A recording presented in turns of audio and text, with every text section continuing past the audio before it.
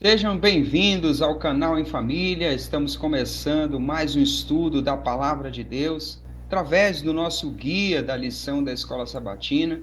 E você é muito bem-vindo para estar conosco, para participar desse estudo. Estamos aqui também felizes pelo aniversário da Escola Sabatina, né?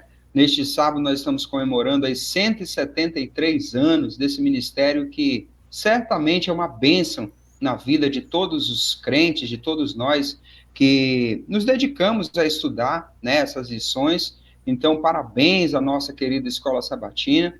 E você participe do nosso estudo também ativamente, através dos comentários aí, deixando suas impressões, deixando aí seus pedidos de orações também, né, seus comentários. Não se esqueça, curta esse vídeo, compartilhe, para que você efetivamente ajude o canal Em Família, esse ministério ser uma bênção na vida de mais pessoas.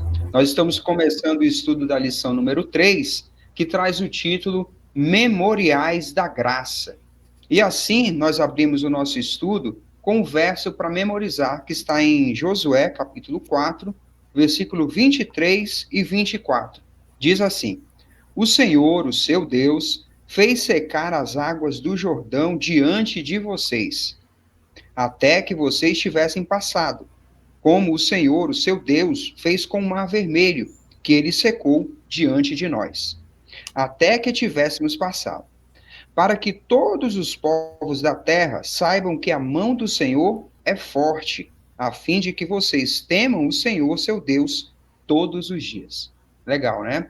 Então, nós estamos aqui nessa lição entendendo a respeito dos memoriais da graça. E a ilustração, a figurinha aqui que vem colorindo, né, o nosso estudo, mostra aqui a ilustração de uma pessoa fazendo questionamentos, né? E através desses questionamentos, lembranças, né, memórias são trazidas, né? E nós temos aqui a ilustração da arca, da aliança, sendo conduzida, e nós sabemos o papel importante que ela teve ali na travessia do Jordão, né? É sobre isso, né, sobre a travessia do Jordão, que o nosso estudo vai destacar, que nós vamos poder aprender lições preciosas. Para nós seguirmos ao nosso estudo, vamos fazer juntos uma oração? Ore conosco. Santo Deus, Pai de amor e bondade, graças te damos pelos teus atos maravilhosos de salvação, Pai.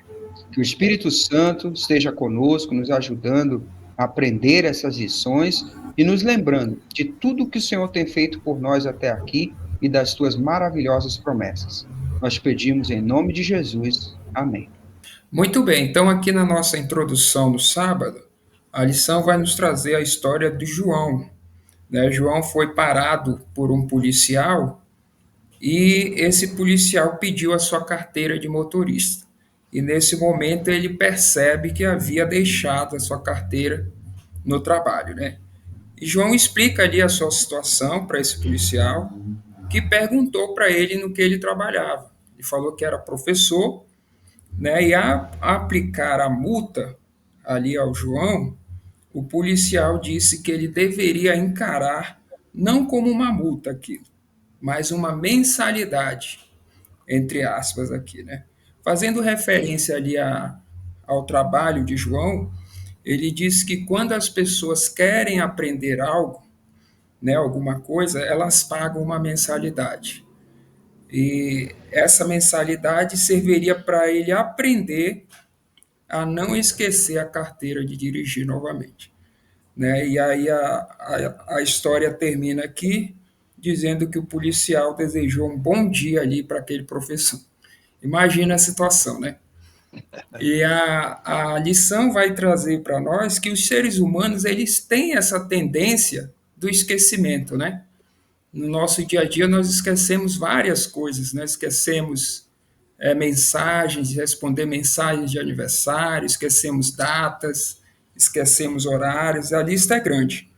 Né? Só que a lição pontua que esquecer nossas necessidades espirituais pode nos trazer consequências bem mais sérias do que apenas uma multa, né, como nós vimos na história.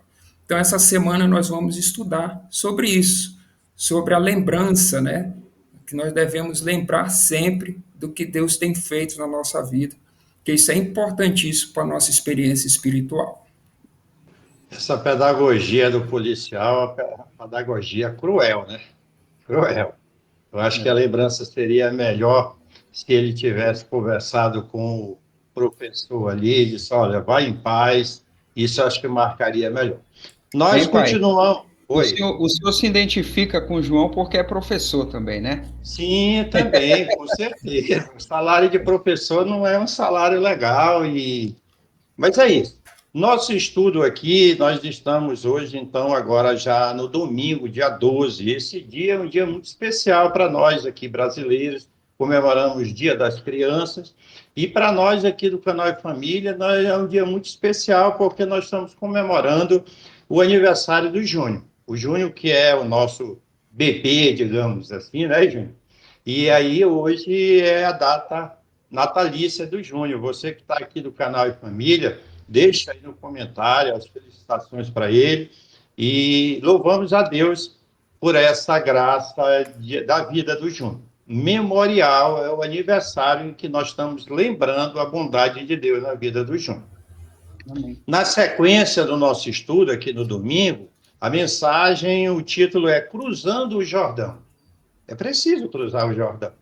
E a lição apresenta, então, a pergunta número 1 aqui, com duas referências bíblicas, de Josué capítulo 3 e de Número capítulo 14. Uma leitura fantástica para a compreensão dessa pergunta. Por que Deus pediu aos israelitas que se preparassem de forma especial para aquele evento, né, para atravessar o Jordão? Nós escolhemos aqui o Josué capítulo 3, o verso 5, que eu vou pedir ao Alexandre para ler para nós. Diz assim, Josué 3, verso 5. Josué disse ao povo: santifiquem-se, porque amanhã o Senhor fará maravilhas no meio de vocês. Legal, né? Então Deus precisava de um povo santificado, um povo consagrado a Ele para que Ele pudesse operar as maravilhas no meio dele. E o estudo da lição traz aqui a citação de Josué 3, verso 3, é onde aparece no livro de Josué pela primeira vez a Arca da Aliança. Inclusive o Júnior comentou aí na ilustração aí, a Arca da Aliança carregada pelos sacerdotes ali. Esse móvel que fazia parte do santuário, conforme descrito em Êxodo 40, verso 21, é um móvel muito significativo, talvez o mais importante do santuário israelita ali, construído no deserto sob a orientação de Moisés. Dentro desse móvel, tem três objetos também muito importantes, significativos na história do povo de Deus. Um é as tábuas dos 10 mandamentos. Aquelas tábuas que foi escrita por Deus e dada a Moisés, foram guardadas dentro da Arca da Aliança. Um segundo objeto ali era a vara de Arão, a vara que floresceu, que era o cajado de Arão ali, através do qual ele operava aqueles milagres do poder de Deus. E um terceiro objeto era uma pequena urna contendo um maná, através do qual Deus alimentou o seu povo.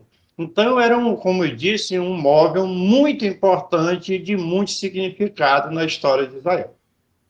Muito significado, né, pai? E o autor ele vem aprofundando esse tema aqui da arca, trazendo esse destaque da arca, na verdade, porque o povo deveria seguir a arca, né? Era um símbolo da presença de Deus, né? Então, quando a arca se movesse, nesse episódio, nesse evento aqui da abertura das águas do Rio Jordão, o povo deveria seguir a arca. Era um símbolo da presença de Deus.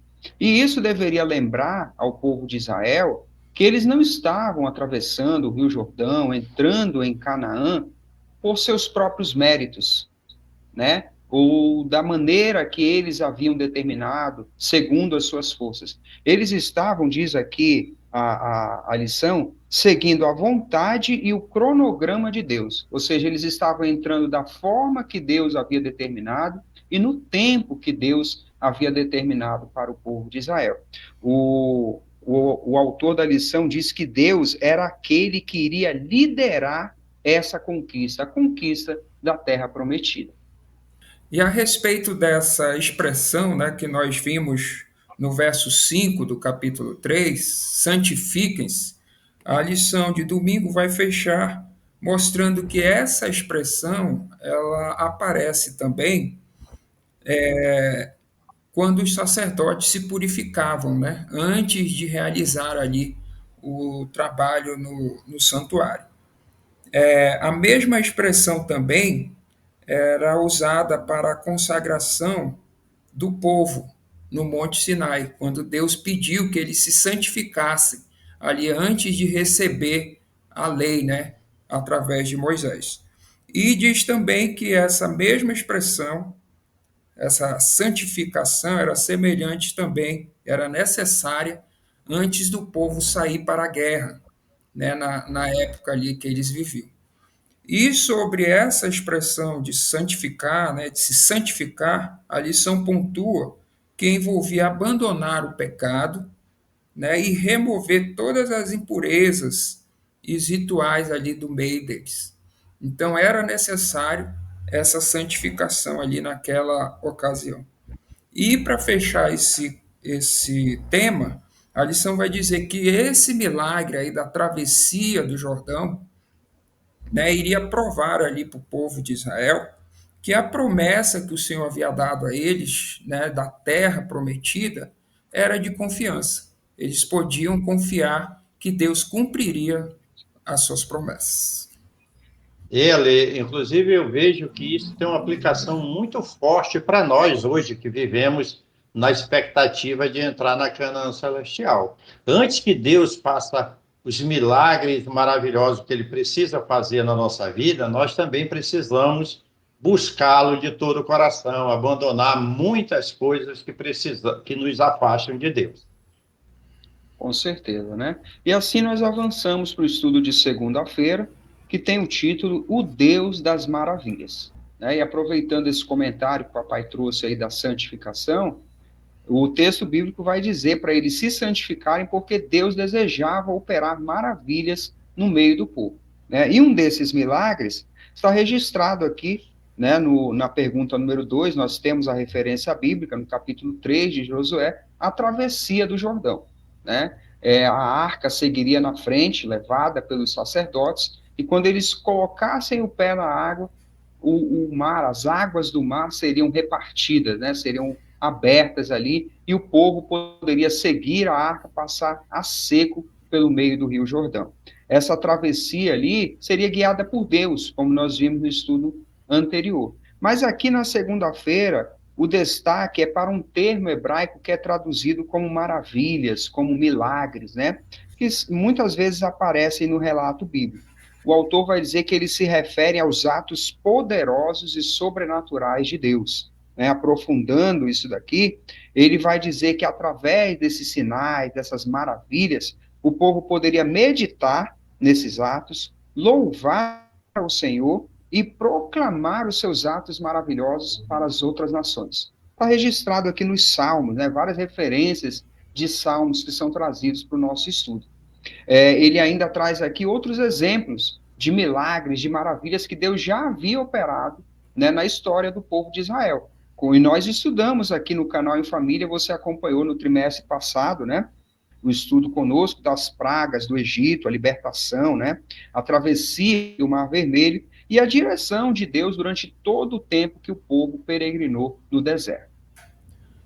Falando ainda sobre essa expressão, né, que o Júnior acabou de nos explicar aí, a lição vai complementar aqui, falando que os autores bíblicos também testemunham, né, testemunharam desse poder ilimitado de Deus. Né? Então a lição cita aqui Jeremias 32:17, né, que diz: para ele nada é demasiadamente difícil. Ou seja, né, nada é maravilhoso demais, como a expressão que o João acabou de nos explicar aí. Então, a lição vai trazer aqui exemplos dos autores que testificam desse poder de Deus, né, ilimitado. E vai mostrar também o contraste entre os deuses, os falsos deuses, né, e o Deus vivo da Bíblia, né, que nós estudamos, que nós conhecemos, né, vai mostrar que em Deus nós podemos confiar, que Ele é um Deus que age em favor do seu povo. Esses autores que o Alexandre cita aí, né, ele citou na realidade Jeremias, mas também aparece aqui no estudo Zacarias. São autores que foram despertados por Deus, profetas, muitos séculos depois da experiência do Jordão. Israel já tinha se estabelecido como nação, tinha inclusive desobedecido a Deus e estava colhendo frutos ruins, né? Zacarias estava se referindo, por exemplo, a um momento em que Israel estava exilado em Babilônia.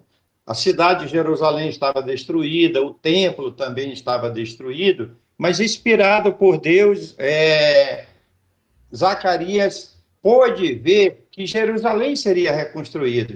Os idosos poderiam sentar em suas praças, ver suas crianças brincando ali umas com as outras. Então, era uma mensagem de esperança. O Deus das maravilhas estava mostrando a Israel, naquele momento, em que ele operaria e mudaria a sorte deles. E a lição traz também, para concluir esse estudo, um relato de Jesus Cristo, onde ele teve um encontro com um jovem rico, um judeu que foi perguntar a Jesus como deveria fazer para ser salvo.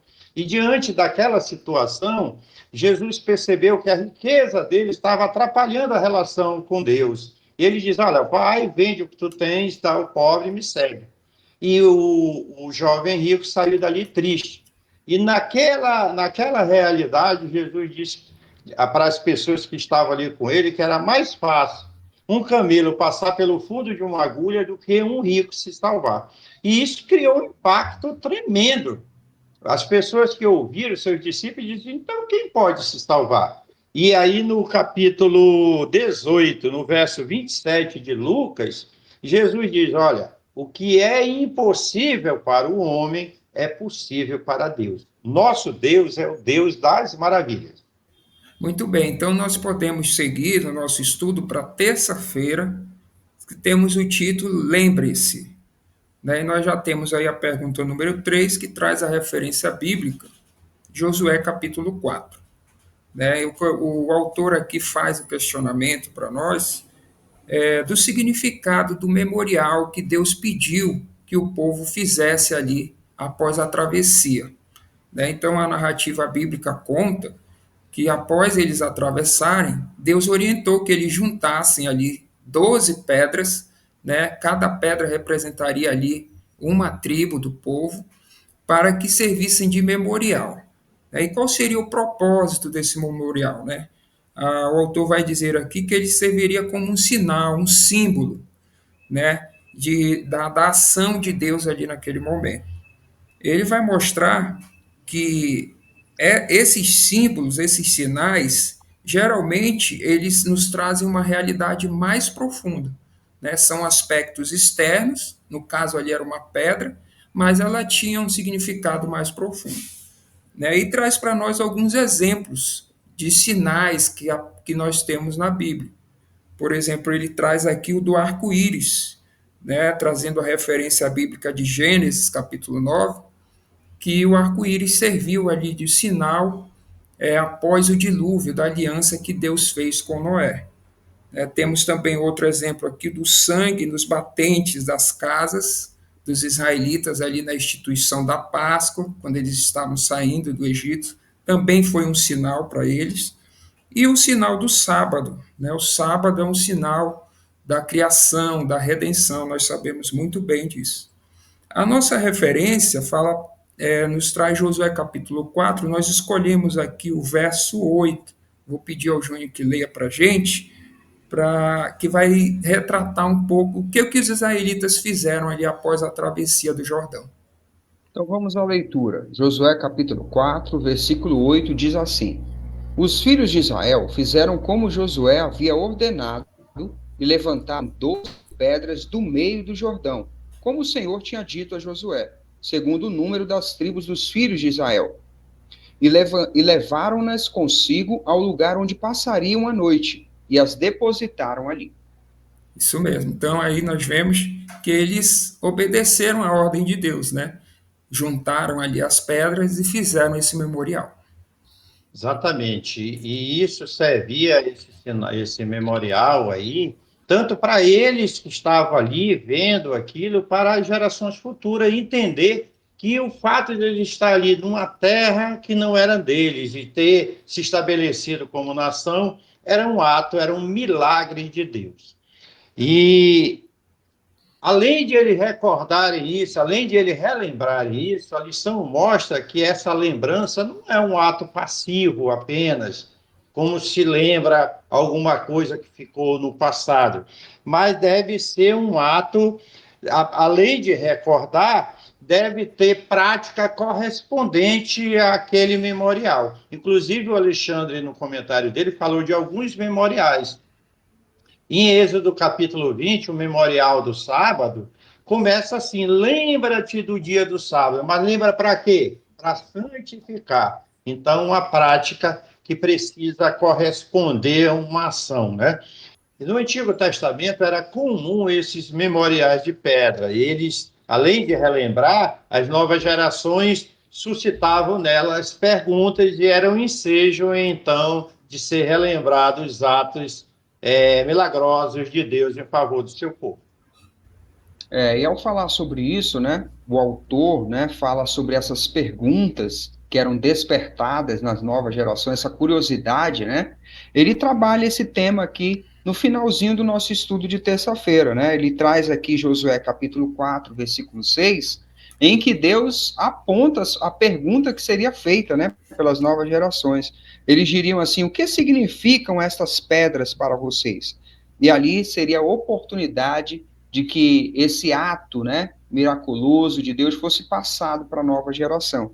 Mas eles deveriam tomar isso como algo pessoal. Cada geração deveria viver os atos maravilhosos de Deus como sendo seus, né? Pessoalmente é o destaque aqui. A fé em um Deus que faz milagres pode ser mantida viva somente se cada geração redescobrir esses atos poderosos de Yahvé. Né? Então, ao falar sobre isso, o autor vai aqui diferenciar duas coisas que são completamente opostas. A primeira são as tradições fundamentadas na Bíblia, ou seja, o que Deus pede, os memoriais que Deus pede que nós relembremos, e o tradicionalismo. O que é o tradicionalismo? Ele diz, é a religião morta, né, sem o seu valor e o fervor original bíblico. Né? Então, ele nos exorta aqui a desenvolver pessoalmente uma fé alicerçada na palavra de Deus, nos ensinos bíblicos. Nós temos ainda hoje tradições como o sábado, memoriais como a Santa Ceia, são altamente instrutivos para cada um de nós e nos relembram os atos miraculosos de Deus. Ele conclui esse trecho dizendo aqui: ninguém pode crer por nós. Cada cristão precisa exercitar, desenvolver a sua fé pessoalmente. E esse é um dos objetivos nós estarmos aqui nesse Ministério do Canal e Família. Se você está entendendo esse estudo, e esses estudos, esses vídeos têm te levado mais próximo de Deus, participe efetivamente desse ministério. Se inscreva no canal se você não é inscrito ainda, deixe o seu like, compartilhe esses vídeos para que outras pessoas também sejam abençoadas com essas mensagens de exortação no nosso Deus. E assim nós chegamos na quarta-feira, no nosso estudo, que traz o título Esquecimento. A lição apresenta a pergunta número 4, com várias referências bíblicas. Essas referências bíblicas mostram relatos que Israel se esqueceu em muitos momentos do que Deus havia feito por eles, e isso levou à situação difícil, à verdadeira desgraça. No nosso estudo, nós somos instados por Deus a nos lembrarmos, a não nos esquecermos. Isso é uma característica nossa, ser humano afetado pelo pecado, nos esquecermos. E diante daquele memorial, estava reunido ali a nação de Israel, duas gerações bem distintas. Uma primeira geração tinha passado pelo Mar Vermelho, a experiência do Mar Vermelho. Já eram poucos os que tinham sobrado, uns tinham morrido, mas estavam ali. Aquelas pessoas tiveram essa experiência. E a maior parte eram pessoas que agora estavam atravessando o Jordão e tiveram aquela experiência também fantástica. Para essas duas gerações, eles construíram o memorial como lembrança de que, estando na terra de Canaã, a terra da promessa, era uma lembrança que Deus estava cumprindo a sua promessa a eles, a seus patriarcas, a eles, e de maneira que eles os levassem a não esquecer do milagre que Deus havia feito por eles. A lição de quarta-feira, né, pai, vem falando do perigo do esquecimento, né? E o autor vem aprofundando aqui, trazendo um comentário que eu acredito que o Alexandre trouxe ali na introdução de sábado, né? O esquecimento no sentido espiritual pode levar a consequências muito sérias, né? Consequências eternas, né, no nosso caso. E o papai destacou aí as referências bíblicas que são trazidas para o povo de Israel, foi terrível, né? Levou a grandes quedas, né? Então, o autor vem aqui nos aconselhando a criar ocasiões para renovar nossa memória espiritual, individual e coletiva. Então, nós devemos procurar, na medida do possível, criar situações de lembrança, de memória, exaltar a Deus pelos feitos dele na nossa vida, né? Ele vai dizer aqui que isso vai nos conceder, inclusive, identidade, vai nos ajudar a entender quem nós somos, para onde nós estamos indo e qual é o nosso propósito como povo de Deus. Isso mesmo. Para fechar aqui na quarta-feira, a lição traz a pergunta 5. Né? Nós temos aí duas referências bíblicas, e aqui a pergunta é sobre a importância que nós devemos ter de lembrar o que Cristo fez por nós. Né? Então, nós temos o texto de 1 Coríntios, capítulo 11, que vai trazer ali a celebração da Santa Ceia. A Santa Ceia também é um memorial, né, em que nós lembramos ali do sacrifício que Cristo fez por cada um de nós. A lição vai dizer que essa lembrança, né, nos traz gratidão e conexão com a salvação. E a lição vai fechar aqui trazendo uma citação de Vida e Ensinos sobre a importância de nós sempre estarmos lembrando dos atos de Deus, né, das revelações, de tudo que Deus já fez na nossa vida, né? Isso nos traz confiança para o futuro, né, para encarar o futuro. Diz aqui: nada temos a temer com relação ao futuro, a menos que nos esqueçamos da maneira pela qual o Senhor tem nos conduzido e de seus ensinos em nosso passado. Então, é importantíssimo nós estarmos sempre relembrando, né, na nossa vida os atos salvíficos de Deus. Muito bem, então nós podemos avançar para o estudo de quinta-feira, a última parte desse nosso estudo da lição número 3, que traz o título Além do Jordão. Né? Aí, aqui nesse estudo, o autor vai dar destaque para algumas passagens bíblicas, né? O Salmo 66, o Salmo 114 e o texto de 2 Reis, capítulo 2, que narra ali o episódio de Elias e Eliseu também atravessando o Rio Jordão. No que diz respeito ao Salmo 66, ele traz aqui textualmente, né, o versículo 6, que diz assim: transformou o mar em terra seca, eles atravessaram o rio a pé, ali nos alegramos nele. Relembrando aqui os dois eventos, né, a travessia do Mar Vermelho e do Rio Jordão. E o autor vai destacar que nesses textos aqui, eles tratam de uma transição, né, de uma passagem. Esses eventos servem como metáfora para uma passagem. Marcam, diz ele aqui, uma nova era na história bíblica. Né? Eles têm um significado muito mais importante do que simplesmente o evento em si. Né? E ao falar sobre aqui o Salmo 66, ele diz que o salmista usa isso aqui para traçar um paralelo com a sua situação. Como Deus o tirou de uma situação ruim, difícil e o levou para um lugar melhor, assim como ele fez com o povo de Israel. Então, o Antigo Testamento, como um todo, liga esses dois eventos, né, dão significado, dizendo que eles vão além dos cenários originais. E na continuação do nosso estudo é apresentado o Salmo 114, que também une esses dois eventos. Quais dois eventos? A travessia do Mar Vermelho e a travessia do Jordão. E em ambos os casos aí, contribuiu para que a condição de Israel modificasse. Na travessia do Mar Vermelho, Israel sai da condição de escravo e passa a ser um povo livre e vai caminhar rumo ao Jordão, a terra prometida. Na travessia do Jordão, Israel deixa de ser um povo nômade, sem uma terra, sem uma pátria, e agora ele está na terra da promessa, onde vai se estabelecer como uma nação. Um outro exemplo de mudança de condição, nós podemos ver, a lição traz para nós aqui, na história de Elias e Eliseu. Elias e Eliseu, Elias o profeta, Eliseu seu ajudante, atravessam o Rio Jordão.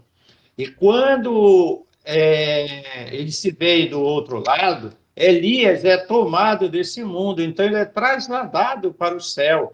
E é uma condição muito melhor da que ele tinha. Eliseu, que era um auxiliar de Elias, agora recebe a condição, o status de um profeta de Deus. E ele volta para a terra de Canaã e fere as águas do Jordão também. Uma ilustração, uma ilustração não, uma realidade que ilustra a mudança de uma condição ruim para uma condição muito melhor. Muito bem. Então, o estudo da quinta-feira vai encerrar com a pergunta número 6, né, trazendo aí a referência de Mateus e Marcos. Né, e aqui a ênfase é dos escritores do Novo Testamento também descrevendo esse significado, né, simbólico e espiritual do Rio Jordão. Então, aqui nesse contexto, é o batismo de Jesus que está acontecendo ali, né, no Rio Jordão. E o autor aqui da lição vai trazer para a gente dizer que o ministério terrestre de Jesus ele segue também o padrão da história do antigo Israel. Em que sentido? Jesus também passou por essa experiência do Mar Vermelho e do Rio Jordão, entre aspas aqui, né? Por exemplo, ele foi chamado para fora do Egito após um decreto de morte. Nós sabemos que quando ele era criança, houve esse decreto e ele teve que sair do Egito. Assim como o povo de Deus também, né? Foi libertado ali do Egito, que nós estudamos muito bem. Diz mais aqui, ó, Jesus passou 40 dias no deserto, né? Assim como o povo passou 40 anos peregrinando no deserto. Né? E diz também que a transição da vida privada e pública de Jesus foi através do batismo no Rio Jordão.